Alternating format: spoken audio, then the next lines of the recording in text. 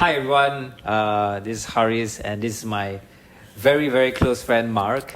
Alright, so today we're going to talk a little bit about, I think, how we started saving. Why I want to talk about this is because like every time me and Mark, when we hang out, we talk about finance, and then and every time I meet him, his savings also go up. Okay. So maybe Mark, can you share a little bit about yourself? Like just a very short intro about yourself, and then maybe Okay. like your motivations on why you started saving. Alright. Your story. Thanks for the nice intro. Yes, we are very close friends. We've known each other for a good, I think it's 10 around years 8, plus. 8 to 10? 10 years plus. Is it really 10 years? 10 years. Because Oh. I've been climbing for 10 years. Oh yes, 10 Yeah, years. Correct. Oh wow. Yeah. Okay, yes. I'm also working as a business analyst in the financial industry, but more to the tech side. And I'm a personal finance nut lah. Yeah, so it's a good topic that we're talking about today. Yes. Mark's love finance. Right. Maybe love is an understatement. Obsessed with finance. Okay lah. That's what obsessed people say. Okay lah. Yeah, so maybe you can start off like when did you start saving and why did you start saving? When did I start saving? I think I started around the age of 16 to 17, alright. around the period. Secondary 4. Yes, I mean around Why the so period young? from secondary 4 onwards to poly and that kind Right. of thing, right? Why start so young? I think it's also because I wanted to get things for myself.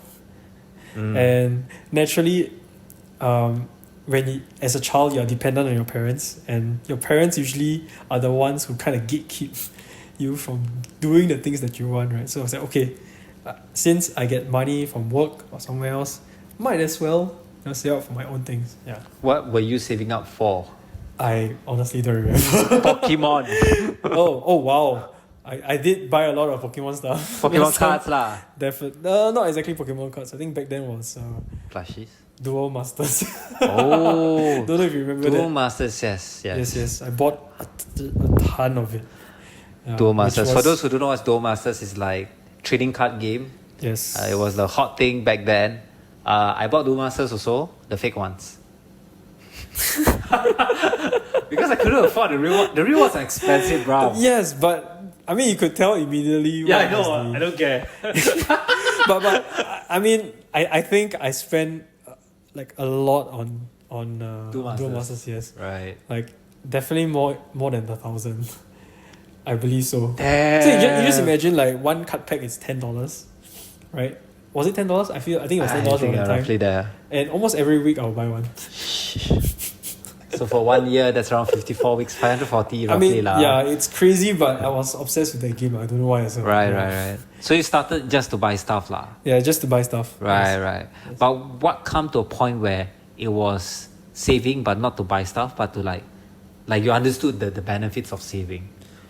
I think it's also right around that time during in Polytechnic, I feel. Polytechnic is like 17, 18, 18 around years that old. age, Yep. yeah.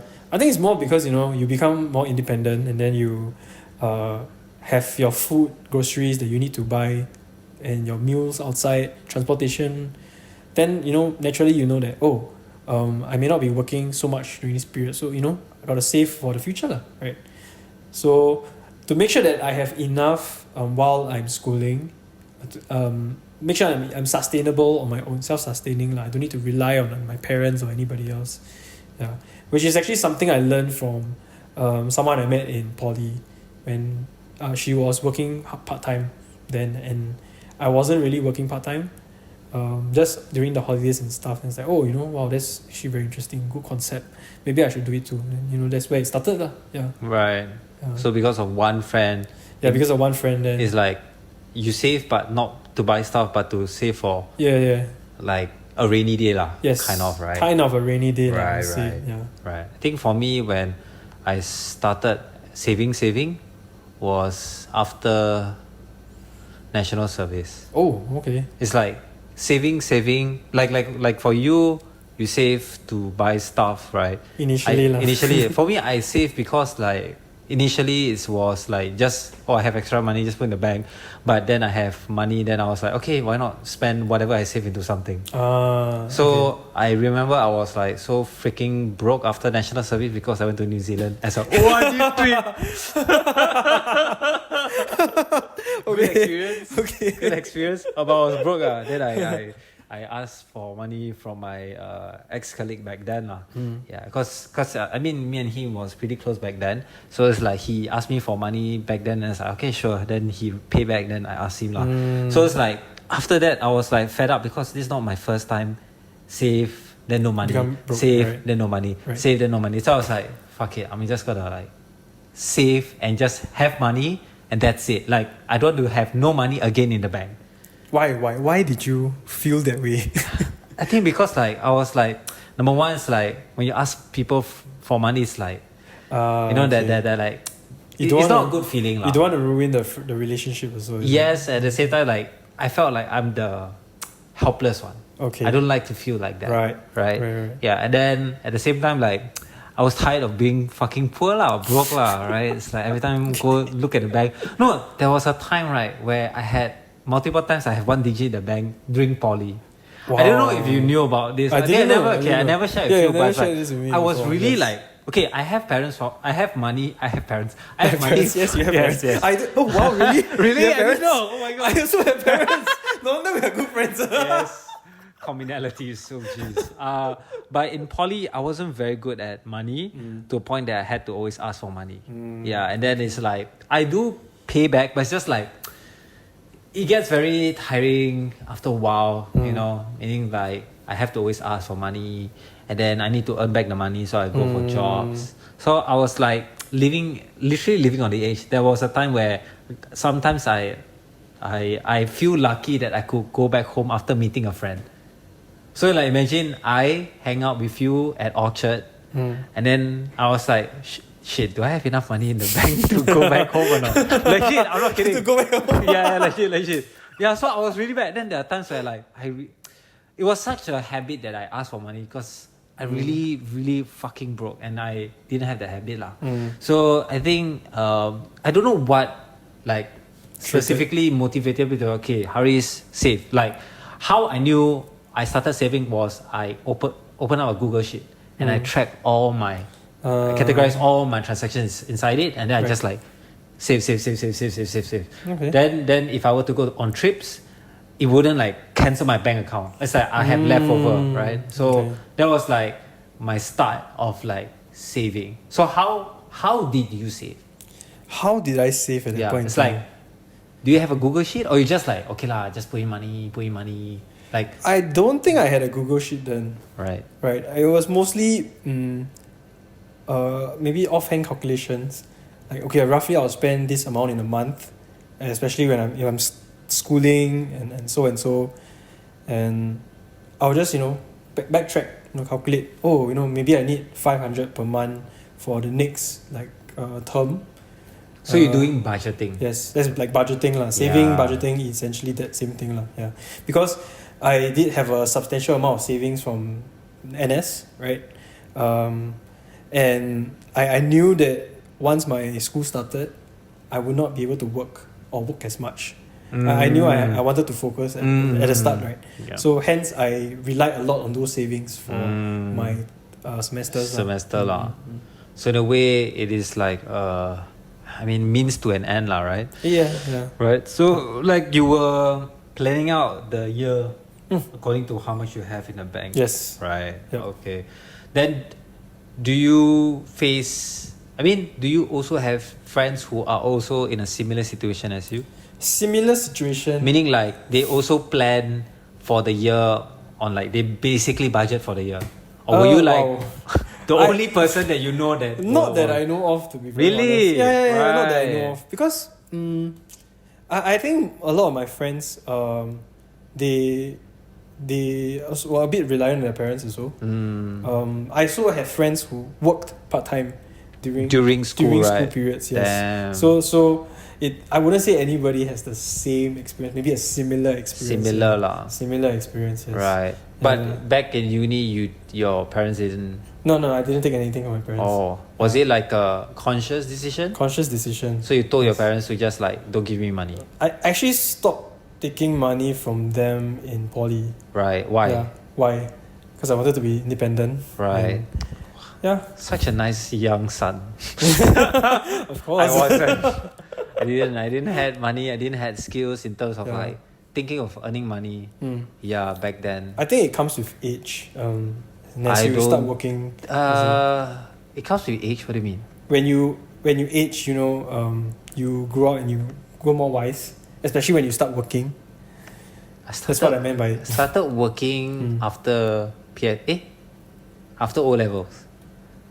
I didn't get wise after that. Full-time job. A full-time job. I mean, We didn't have full time job. What do you mean? I'm talking I don't about after you graduated from poly. Right. And then you started working, went to a boot camp, and then you went. No. I'm not full-time. even going there. Oh, not even going there yet. I'm more towards like you. I'm trying to explore more on like why you stop asking for money. Oh, okay. Yeah. Back then in Yeah, poly. yeah. Why? Like you could have just like asked your parents for money. Was it? Did someone influence you, or was it like a normal thing, that kind of I thing? don't know. It was really just a. I want to be independent. Legit lah. Legit. Why at such a young age? And that's pretty young for like after O levels kind of age. I think partially also because it was not exactly like right when poly started. It Maybe- was in the middle, maybe year 2 period. Okay, that's even weirder Yeah. lah. Yeah. Like why?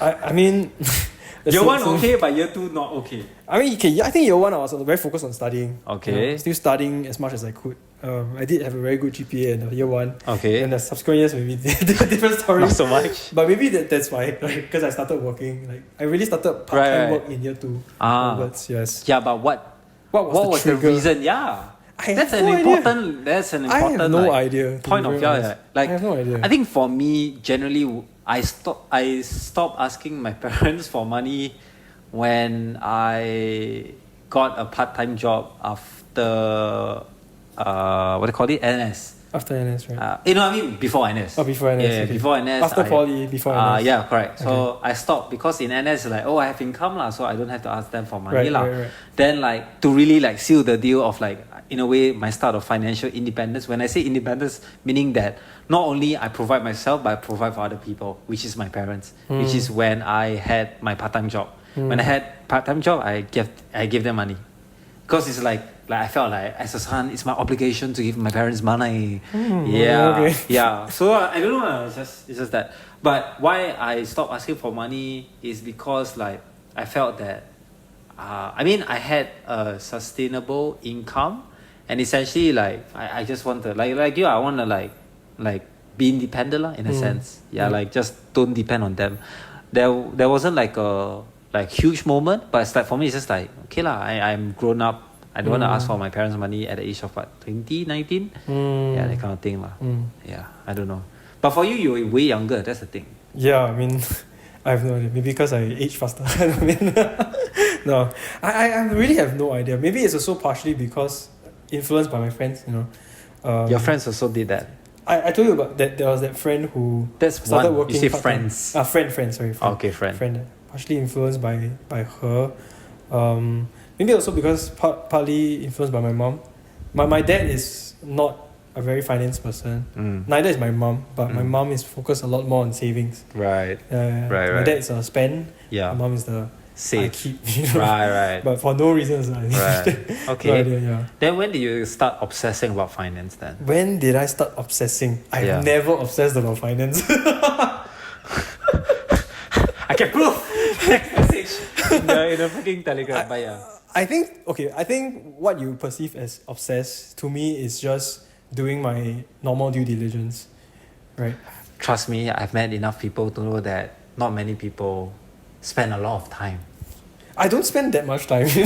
How much time do you think I spend on this? I think you spend more than average because like number one, like people don't think about finance that much. Like generally Okay. people don't think. Okay. They're just like, okay, save, done. They don't think about investment. They don't think about savings. They think about like, oh, there's a good offer. I can do stuff. Like whatever you say, right? You're the only person in my Circle lah. circle that I know you're doing. Like I have people who is earning richer than both of us. They're not even thinking about it. Well, to each his own, I guess. Yeah, exactly. Yeah. So it's like I'm not saying this is a bad thing, right? Obsession always leads to making people great, right? So it's like, but there was that trigger that makes you spend a lot more time to do research, to think. Okay. I think it's also mainly because of friends, I would say. When was It this? started in uni. And all of us were kind of pining for like some of the most prestigious jobs out there, which naturally also becomes more high paying, right? But then as we studied and as we met different people in the industry, we came to the conclusion that these jobs, although high paying, they may not give you the most fulfillment, right? There are certain industries that are pretty notorious for longer working hours and extremely high pay, but I mean, what would that be at the expense of, right? At that point in time, I think not all of us were single, right? But that would also mean that if you go into this career, and the more time you spend in the job, you have lesser time with your family. So different priorities. Yeah. So we came to the conclusion that you don't need to have an extremely high paying job to get to a certain level of comfort in life, right? And how you can do it is also by being prudent with your finances. Proper planning compounds. So there was one story that was that stuck with me quite a lot. I think it was a janitor in the States that was worth about 4 million. A janitor.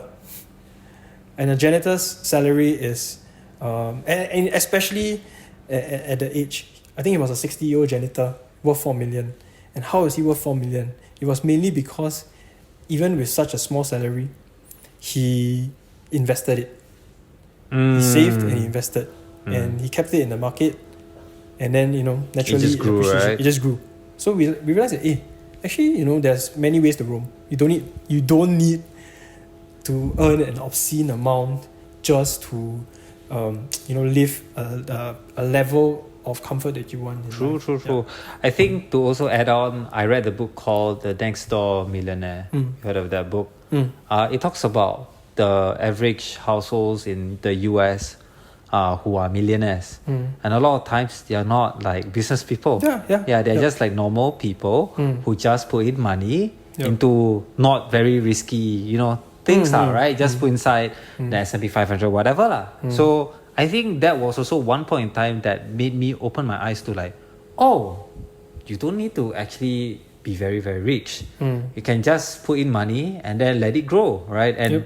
And you don't have to go to the everyone has their own way of investing lah, but true in that book they say like they just put inside like S&P 500, those funds kind of thing lah, bonds as well, whatever lah. But it's like essentially the base of these people who become millionaires, number one, they just save. And number two is where they save at, in the bank, in bonds and whatever, right? So you open my eyes to like, oh wow, like you don't have to be rich, right? Then also I want to talk about number two. In that book, it talks about how rich people become poor, right? A lot of times you hear, oh, poor become rich. It's like how these rich families actually their generation wealth like dwindled down to like zero or something like that. Yeah, and to just share quickly is that essentially their kids don't know how to save, or their kids don't know how to be prudent, or they don't know how to take care of the money that the parents or their past like grandparents invested or made. And then at the same time they also talk about how rich stays rich. Can you guess? How rich they rich? Yeah. I mean, okay, not talking about the fucking taxes or that shit lah, but like a general base on... You just learn how to manage your money well. Right. And one thing also they share in the book is that whenever the kid asks for money, they will say no. Okay. Yeah. That's good. So it's like okay, maybe this is like just stories lah, but it's like there was one story that was also true to, I think, a friend of mine story as well. But basically, this friend of mine, what's his name? Iskandar. Yes. Iskandar, the senior rock climber, the fastest one. okay. Yeah. So not recently, it was a long time, and it was a very random meetup. I was like, hey, how are you? Kind of thing. Then I was talking to him. Then he shared a story like he is from a well-to-do family, right? And the thing is that, like, he told me that there was a lot of times in his life where he didn't really have enough money. Similar story like me. Then he asked his parents for money, and his parents said no, multiple times. And he was so fed up to a point that, like, okay, fuck it, I'm gonna make my own money. And that's where he explored trading, and that's where, like, he became more financially successful. And I was like, oh my god, that story of his is so similar to the story that I read in the book, the Next Door Millionaire. Because those families who just say no to people asking for money, eventually they woke up and they realized, oh, money is not growing from trees or from parents. You have to make your own money. So it's like, I realized maybe at the same time I became a bit more aware that I should be more financially dependent and not depend on my parents, that kind of thing. So it's like, I feel that with that, it made me, number one, more aware and not ask for money, and find ways to actually make more money. And number two is also saying no to people who I am close with, Who borrow money. To borrow money. That is a very, very good topic to talk about, actually. Right? People borrowing money from you. Okay, also, this last one. I actually asked a lot. I asked money since I was in secondary school. I mean, you mentioned it just now. Yeah, in secondary school till poly. And then I stopped asking after, during after NS. I think just to round it off a bit, right? Like, I believe that it is okay to lend money to borrow money from people. How many times? Hear me out. Okay. I think it's to everybody. Everybody has their own unique situation, and sometimes maybe hard times come on to that person, and then they might actually need some help, right? And out of those circumstances, if it is known to you, I mean, I would lend money. But if I know that the person doesn't really manage it well, right, and it's reason this person is asking simply because of their mismanagement, I would maybe listen up to them maybe once or twice. I think the minimum is once, but thereafter that I will, kind of cut off from that person. Yeah. So in a way, you give another chance. I will give a chance at the start. But you, after that, probably no lah. Yeah, depending on how the person reacts. Right. Yeah. One thing I learned also is that whatever you do, you are teaching someone. What do I mean by that? If you always lend money, you're teaching that person. You can always rely on you. Exactly. And that's not what Haris, can I borrow money? Fuck off. Actually, I would because if you were to ask me, that means right, you're fucked. You're fucked. You get what I mean? Is it because I'm okay? It's like gotcha. You are more like you have a lot of savings. So when you ask me, Haris, I need money, it's like, what the fuck happened? It's like crypto You know how rich they rich? That's how rich they rich. Fuck, man. Yeah. No, but it's like from my own personal experience, I felt that when people ask me for money, it's because number one, they know I got money. Which is it happens because people ask, and I don't mind sharing. So my parents asked me how much money in my bag, and I think why they ask me is not because they want to borrow. They never ask for money from me, which is good. They ask me is because they want to know whether I'm okay. You're fine. Okay. Yeah, financiable, and whether I can take care of myself. And And I'm very grateful that my parents view it like that. At the same time, they will say, "Hey, when you give me money," it's like, But no, but to share also, it's actually other than pay, when I got my first full-time job, I give them money and also pay for the bills. Yeah. What a filial son. I know. Wow. You don't need to explain to me. So it's what they call this is so it's and my parents also share where for me, there was times where people close to me and my parents, they asked for money, and I told them don't give. But the thing is, they care about the people who wanted us for money lah. And I say if you were to do that, you are teaching them that you're a piggy bank. And what happens if you die? Because they are not at the age of like, they are not very young, they are gonna die, right? So if you die, then what happens? Then they're gonna ask for other people money. And you know what happens if you ask people for money and more, people will like not like you lah, and you won't have a nice life, right? So better to make them hate you for a while and then let them be, you know, financially independent. And that's what I have done. And I think I want to be even more strict to just say no. Okay. Yeah, I sometimes ignore, but I think it's better for me to say no so that they know that I don't want to give them money, even though they might have some, you know, oh, we are in the same bloodline kind of shit. It's like, Oh. fuck off. Okay. Like, if you're not financially independent, you suffer, you learn lah. Right? Or do you have any experience like that before? Experience like people borrowing money from me. Borrowing money and saying, and have you had experience saying no to someone? I'm fortunate that I only have a few people that have asked me for money, and I did not say no the first time, or the second time, or the third time. Oh, That's shit. where I learned. Oh. That's where I learned that you can't really trust everybody with, especially when they lend you money. You gotta know the person's character. I think that is a more important part of it, because, you know, as I mentioned earlier, some people really do need to borrow the money, right? And some is just purely on their own mismanagement. So I learned that I would give one chance, and through that whole experience, I would evaluate, okay, what kind of person is this? Like, how has my experiences been with that person? Have they been delivering on their promises, non-financial related as well? Have they been committing to do the things that they said that they will do? And how is the person stewarding their money today?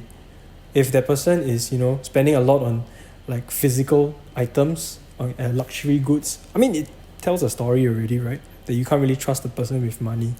So yeah, so that was when I realized that, you know, okay, this will be my SOP when, if ever anybody else wants to borrow money from me. So in a way, you judge the person to, you see their background. I reserve judgment till the second time or third time. When I say judgment, it's not in the negative light. No. Right? I know exactly what I mean. But I reserve it until basically you do a lot more research. Yes. If they ask for more than one time. Yes, correct. Right. And even in the first time, I already, you know, gather information, gather data. Yeah. Okay. Yeah.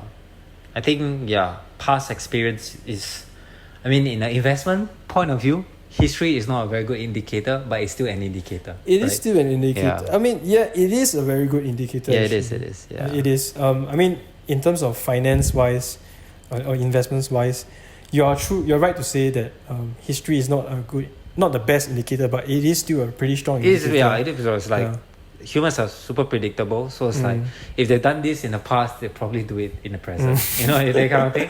Yes. I think there was once where my teacher told the whole class back in primary school. Wow. Saying that This is if someone were to ask you for 50 cents or 10 cents, she asked us, okay, if someone were to ask you for 10 cents, what would you do? Then I said, let, because we very helpful. Then you know what she said? Shouldn't let. You know why? Because the next time when they ask for 50 cents, and $1, and then $2. And I was like, interesting thing. Okay. Yeah, I think she just want to act smart. Remember this from primary school, but okay. Yeah, no, it just came. That memory just came because it was born, and then the whole it makes sense because people are testing waters when they ask for money. Yeah. Right. Yeah. And what is a very good indicator that you shouldn't lend the money after the first time for you? What's a very good indicator? Yeah, from what we've experienced before. Just one indicator. It's not a very nice thing to say. Sure. But when they come up with multiple excuses, like for example, okay, I lend you this money, let's agree about when you repay me back.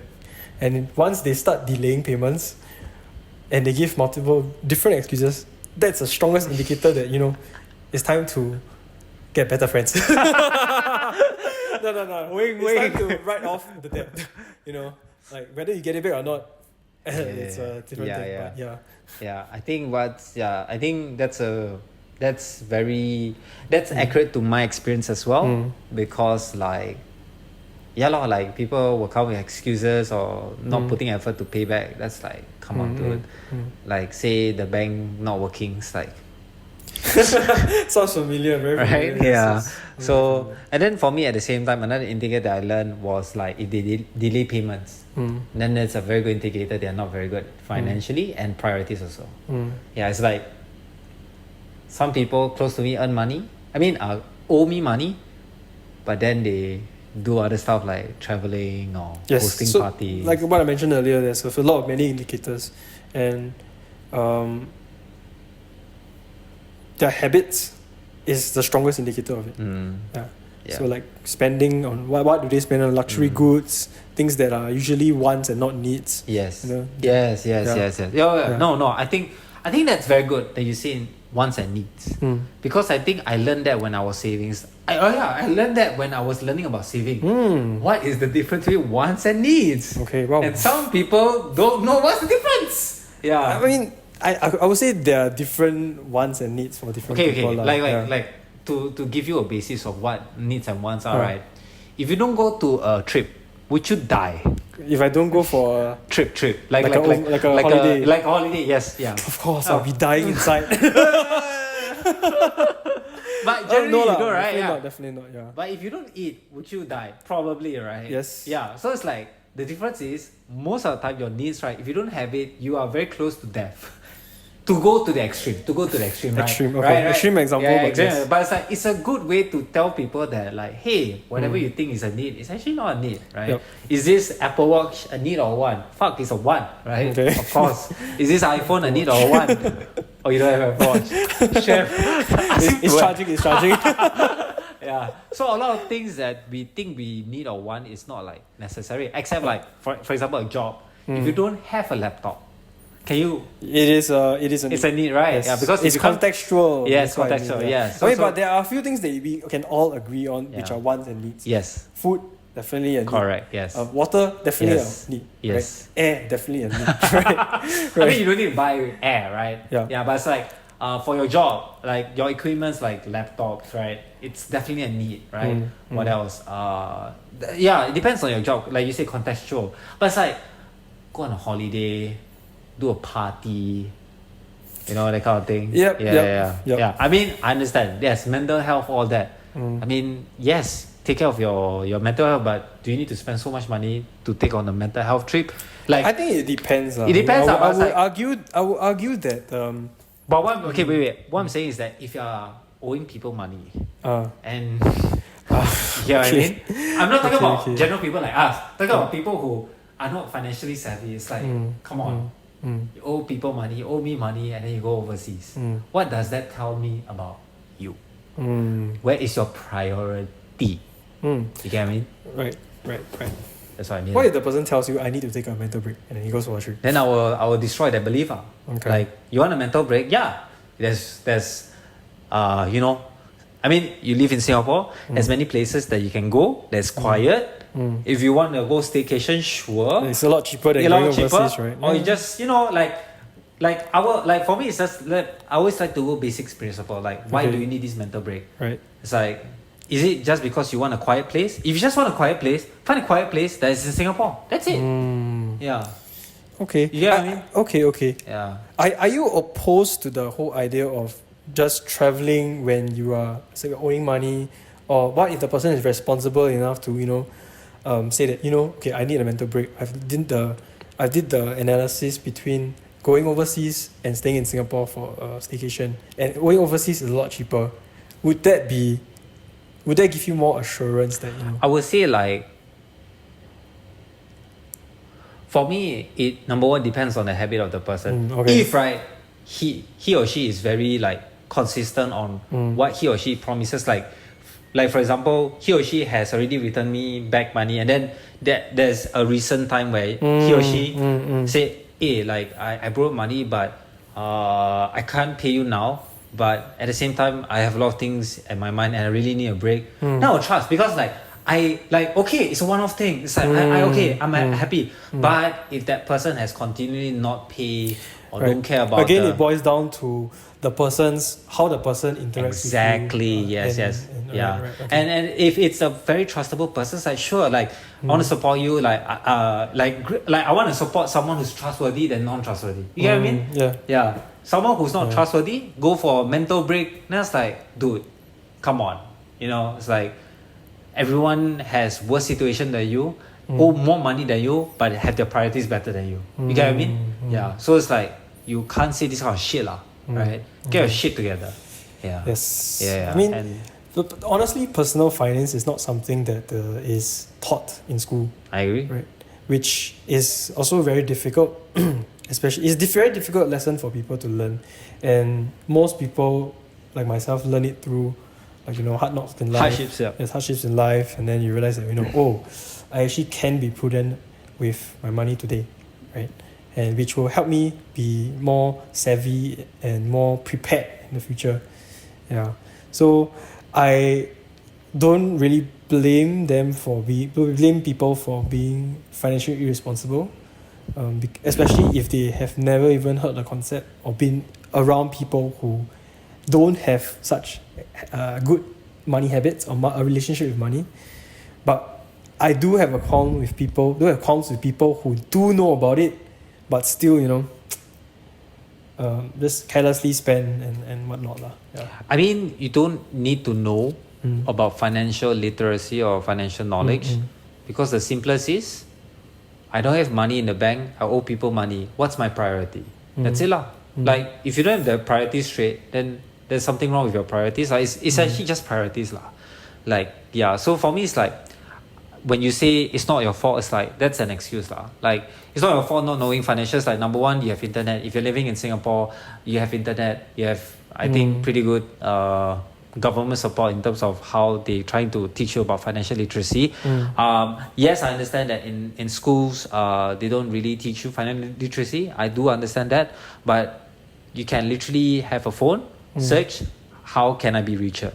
And then it literally will give you all the results. Like for me, if you're able, you have a brain, you don't have an excuse. To me, and you're living in Singapore. If you're living outside, okay, sure, whatever. But like you're living in Singapore, you're educated, you know, like money, meaning like I spend less money in my bag. If you have that simple logic, right, then freaking use Google to learn, and you have ChatGPT, right? So it's like, I don't think there's an excuse for you to like not be a level of financial literacy that you don't have to owe people money. Like, unless, right, it's like, if you have lower, like you're not that smart, or then I kind of understand, because you don't have that like logic. Because I do understand people don't have that level of like, I know it sounds very stupid, but it's like you don't have that level of IQ, which I totally understand, because I'm in the education like system. There are people who really cannot like have the logic of like finance, which I totally understand. But normal people like us, if you don't know financial literacy, you're working for a job and then you're owing people money and you're owing banks money because you use credit cards, which I think we can talk about it, right? Wow. Then I'm like, dude, come on, like you have number one, you're living in Singapore. Singapore's not a shitty place, right? So it's like you have things that you can just do to make yourself better. If you're living outside Singapore, I totally understand, because I've worked at outside Singapore. People are so much shittier that they don't have resources to help them.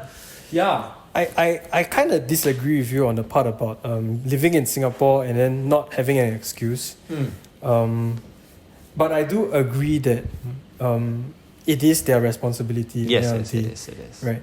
And I think I've met, or even I've experienced this, like when you are in need and when you are in such a bad situation, it is very difficult to claw yourself out. I it is extremely difficult. Yeah. I mean, and for debt, right, like credit card debt, it's insanely difficult. The odds are stacked against you. I've never had credit card debt before, but the odds are always stacked against you. You look at it from this numerical point of view, right? The banks, every time you are late for payments, the bank charges you how much interest? 25%. A lot. Yeah. That is insane. Yeah. And it just compounds, Yeah. right? So I would say it's an impossible situation, but that person whoever owes money to the bank, they have to really realize that, whoa, my number one priority should be paying back my debt, which has the highest interest. That I mean, I agree. And what pisses me off is that their priority is not paying off the debt. yes, And that I think we both agree that it's shitty, because it's it like is shitty. Yes, it's like you're making your future self poorer. Mm. Yeah. Mm. It's like if you know how to use that, then good. And the thing is, when I say you probably have a lot of money and like a lot of like financial success to say I can use that to make more money. Like Yep. yeah, that's Leverage, a next. leverage. That is like I think about Very my different level, topic, yeah. Very different. But we are at average level of like you have money in the bank, and like for me it's like credit. Like I have a friend who is a financial advisor, and he knows I save money and I'm very like prudent in terms of my spending and saving, right? Because I literally share with him my Google Sheets and my Notion of like I track lah. Then he said, "Hey, actually quite wasted. I mean, you also told me lah.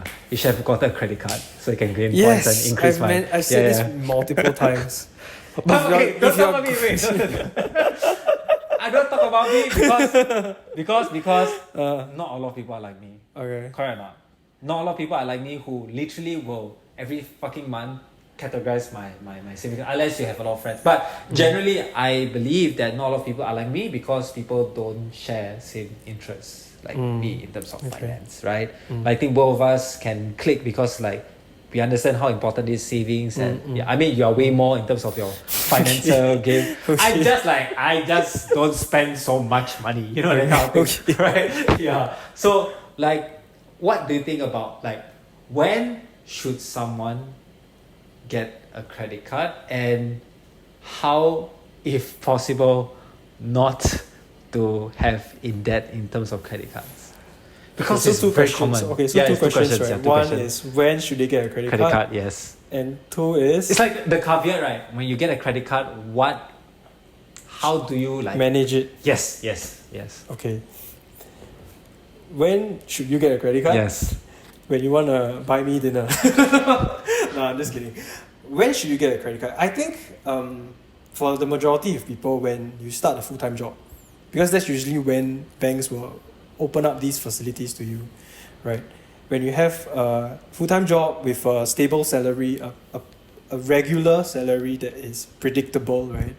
That's when you should start using credit to manage your daily expenses or maybe big ticket items, because there are different programs that you can take advantage of. For example, cashbacks or miles if you're that kind of person.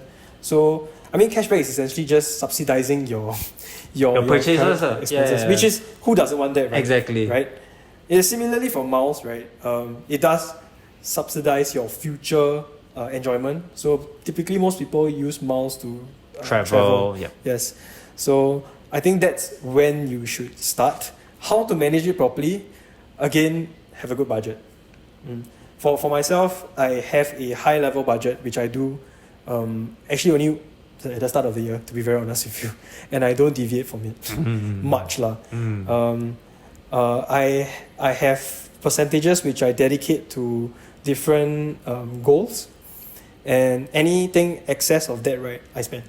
Yeah. So basically, I save for myself first, and then I spend the remaining. Yeah. As compared to the other way around, which is you Spend first then and then you save, from right? what you have. Yeah. I mean, okay, to be honest, right? I don't save first. I don't move money. I don't know. like for me, I realize because I've done the save first, spend kind of shit, right? So I feel like that's a lot of work to me. So I want everything to be very convenient for me. And the thing is that what I've realized over the years of like tracking my expenses is that I actually don't spend a lot. Yeah. So for me, it's like I realized that even if I were to, but right now I never like categorize my monies, is because, right, most of the time I don't go over budget. Yeah, for me. So after a while, it's like it became a habit. It's like I essentially go rock climbing, eat food, transport, and like have dinner or like hang out. But that's it lah. Like generally you can call me a boring person and I'm fine, right? I don't really go out. So it's like, but the thing is that I can only say that I don't track my savings and I'm confident that I don't overspend is because it took me 3, 4, 5 years doing the habit of like tracking my expenses of Google Sheet, tracking my expenses in Notion, that kind of thing, right? So I think like building a habit helps lah, right? Right. I'm the total opposite. I don't really track my expenses because I know that I will never spend more than I have. Because I spend more time tracking what I save or what I invest. Because that gives me more time as compared to what did I spend this on? What did I spend this on? More peace of mind, I would Peace of say, mind, right? yes. More assured. I'm more assured because most of my time, or not most of my time, in terms of like managing money, more of my time is spent on knowing what I have. Yeah. And again, because I save or invest first, I spend the remaining. I know that I'll never be spending more than I have. Yeah. So that it totally eliminates it. Eliminates that possibility. Yeah. And to add on about how to manage your credit card, right? If you are pretty savvy with it and you know that you will always have enough, you can actually consider doing a auto gyro. So the moment your credit card is due, then it will just deduct, right? It just deducts something. Yeah, that's. I mean that's like you don't have to like manually exactly, pay, right? I don't manually do anything, I don't do right? anything in in terms of finances. Everything is automated. Yes. Yeah. And what's your thoughts on in terms of like, because you do a lot of effort in terms of investments, right?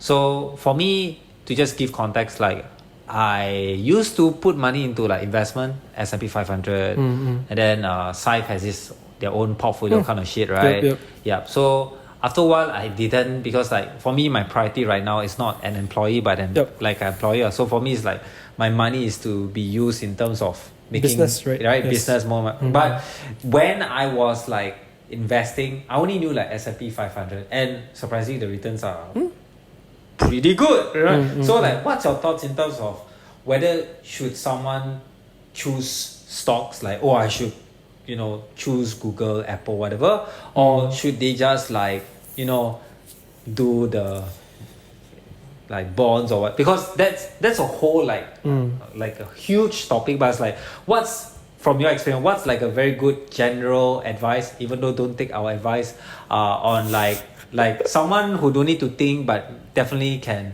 have like good returns, Right. Yeah. I think that's a very good question because it is a very deep and complex topic. Nobody alone have a time. Yes. So it's like, if I was like starting my full time and I want to go investment, I think advise? The terminology you use of good returns, right? It depends, because what is a good return to you? Like maybe if you have more money than yesterday, that's a good return, right? Even though it's 1%. Yeah, even though it's 1%. It might be good to you, then okay, to each his own. But I think generally, a general rule of thumb is that you always want to earn more than inflation. Like every year, inflation is probably about, in Singapore, is around 2% or something like that, lah. Right? You always want to earn more than that. I mean, the more the returns, the better, right? But typically, more returns also means that you do need to take a higher level of risk. Sometimes, lah. Actually, most of the time, in fact. And what should they invest in? Did you ask me that question? Yeah. I would say, as a start, if you are a beginner, complete beginner, the thing you should be investing most is yourself. That is that's a very good point. Yeah. You should be investing more into building your own skill sets and something that can help you progress in your job. Yeah. Yeah, I think that is the biggest investment you can make, because even though you don't see the returns today, you do see the returns in the long run, and it's more sustainable. Yeah. This is a very general advice, I would say. But if you really want to place your money somewhere as an investment, you do have some spare cash that you want to do it, and you don't know anything, definitely an ETF or an index would be the most easy to manage, because Basically, if you don't know what an index is, or ETF is, it's a basket of certain stocks, right? And typically, the most well-known ones are the S&P 500 they mentioned before. These are the 500 biggest companies in the US that are reviewed every single year, and they are kicked out if they are really bad. So it, in some sense, automatically adjusts itself for you, like in terms of what companies stay within that index and what percentage is being stored or being allocated to each company. So ETFs are low cost to you, and certain platforms allow you to do fractional investing, right? So by all means, just go ahead with the ETF. Stock selection, I would say, is for people who want to or have more time to invest in researching these companies. For me, if I were to invest into certain stocks, I do want to form an investment thesis around it. Whether it's more value investing, or this stock is undervalued, or there's potential for this company in the long run, all that kind of thing. Right? But there's a lot more time that you do need to place. You need to commit to researching this. So generally, I would say focus more on ETFs and maybe a small portion in stocks, individual stocks. Right. So I think like generally, I would say that for me, who don't really care about investments and I want to see returns, and for me, a good return will be, definitely more than inflation, all right? So it's like I just put inside S&P 500 and I just don't look at it. You can choose the S&P 500, you can choose something else. It really depends. There's many others, but for me, it's just the well-known one is just S&P 500, and so far to me has been good. So if I were to sum everything up, right, like number one is determine what your objective of investing is first. Right. And from there, then you'll be able to trickle down into where you need to go to get the amount of returns that you need. True. And I think the best investment, I know it sounds cheesy, is by yourself, right? It's like, for me, it's I invested $2,700 in a boot camp, and it returned me back like Really? 100K. Really? I didn't know. You've not mentioned this before? In my multiple videos, LinkedIn posts, and everything else, right? But I would say like that is the best investment that I feel in terms of like really making you earn a lot more money faster, right? And like for yourself, what was the best self-investment that you've made to yourself?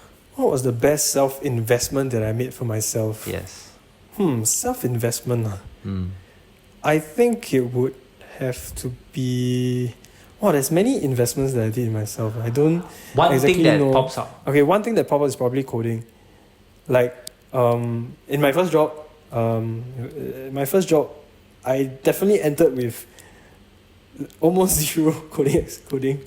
I had a bit of experience, but I wasn't that great. And I think during that whole period, I realized that it's taking a lot of time to get information, right?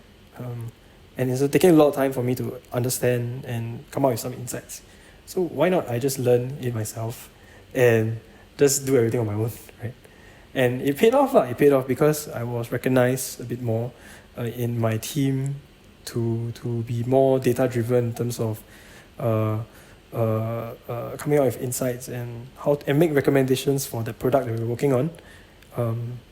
So it really propelled me in terms of where I wanted to be in that organization at that point in time. At that point in time. So I would say this kind of high income skills is a good place to start. Coding doesn't have to just be for developers or what. It can be for anything. You can do it. Automation. Just make use of things that make your life easier. I agree. Like, if you're able to produce 1.1 times more your output, you are generally someone who is more valuable. Right? Right? It's like, makes sense, right? It's like, if for example for you, I can finish 2 tasks in one day, but I learn something that can make me finish 3 tasks in one day. You literally 50% more in terms of your productivity, right? And then when people see that improvement, it's like, okay, you're valuable. And like, so it's like, it's a added advantage. And most of the time, Yep. you can get promoted, or another company sees that you're able to, do this kind of shit, then they will give you a salary. Yep. Yeah. But I do, okay, now that I think about it, I don't think that is the best investment in myself. Oh, okay. Then I which do one think was the it? best investments are the books that you buy. Which one? Self-help books can really depends. I think What one specific of the, one? Yeah. one specific one, Atomic Habits. I think that book is really, really good. You should. I feel everybody should read that. Basically, it's your habits compounds. Yeah. How do you stack habits? How do you break bad habits? That kind of thing. Yeah, that was a really good book, especially when you implement it in your Right. life. Yeah. I think to go to the base level of either books, courses, for yourself is coding. So you learn through courses, kind of. Yeah. Yeah, right? Or videos, whatever, right? Like, essentially, essentially skills are habits that you learn from information, Okay. Sure. right? Like coding, you need to build a habit of coding to Yep. be good at coding. Yep. And you need the knowledge of coding to be good at coding. So that's why skills are habits from knowledge. You need the knowledge to build the habit to build the skill. Correct? Yeah lah. So it's like, essentially, whatever form of knowledge you are learning from, right? It is going to be beneficial, whether it's books, whether it's courses or whatnot. You can learn sales from a book. Yeah, you can learn sales from a seminar. You can learn sales from a course.